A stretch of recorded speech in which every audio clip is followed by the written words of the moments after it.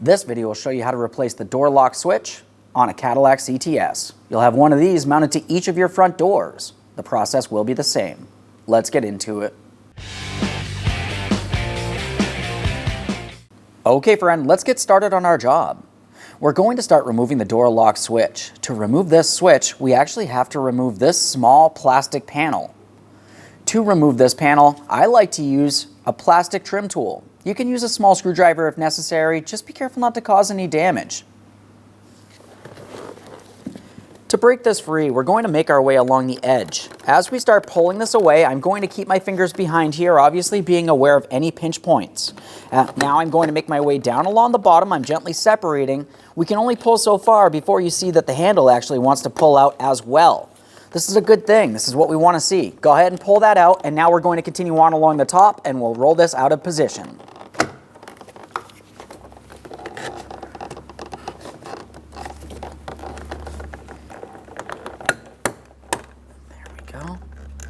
There's just a couple locking tabs. We'll pull on that inside handle. We should be able to twist this and slide it out of place. Now we can have a look along the back side of that panel. So now we're looking along the back side of that panel. We can see our door lock switch and the electrical wiring harness. We're going to rotate this until we can see our small locking tab. I'm going to use a small pocket screwdriver, make my way under that tab, gently lift up, and then I'm pulling out on the wiring harness. Of course, a quick inspection for corrosion on that wiring harness connector there. That looks good. Let's start removing the switch from the trim panel next. After disconnecting the electrical connector, we can start removing the switch from the trim panel. There's 4 locking tabs, 2 along each side. I'm using a small pocket screwdriver. I'm going to get in between the switch and the panel, gently pry away, and now on the opposite side, I'm pressing on the switch. I'm pressing on the switch so that it'll start pressing this out.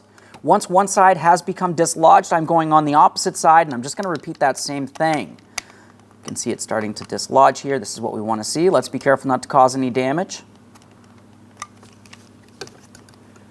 Roll that right out of position. There it is, friend. Let's get ready to install the door lock switch. We're going to install it into the plastic panel first. Let's have a look from the back side. Now, during the removal process, you remember that there was 4 locking tabs on the switch itself, and the panel has 4 ports for those tabs. We're going to make sure the switch is in the proper orientation. We're going to align it with the corresponding port, align those locking tabs, press it in. Listen for an audible click from all 4 of the locking tabs and give that switch a little wiggle. We want to make sure it does not fall out of place. If it does, it's not properly locked in. Now let's continue on with the electrical connector. As far as the electrical connector, we need to make sure we have it in the proper orientation. We want to have it so this area with the wiring is facing down. Line it up, press it in.